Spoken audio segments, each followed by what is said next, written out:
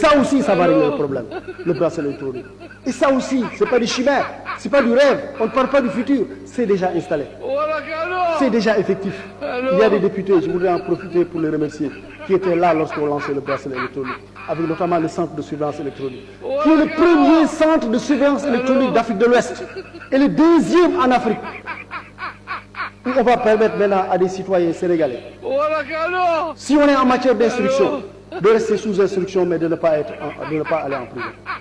Parce qu'on va leur mettre le bracelet électronique.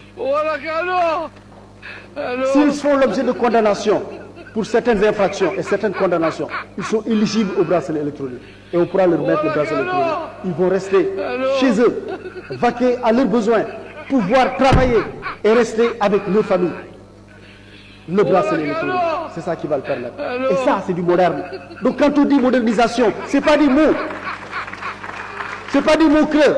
La modernisation là-dessus, c'est une réalité au Sénégal.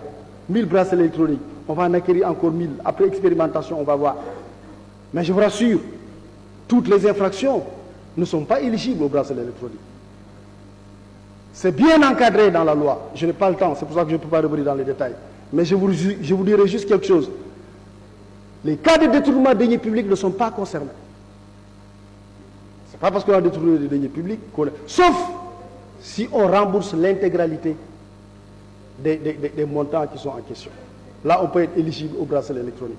Donc le bracelet électronique ne concernera pas certaines infractions, comme le viol ou certains types d'infractions graves.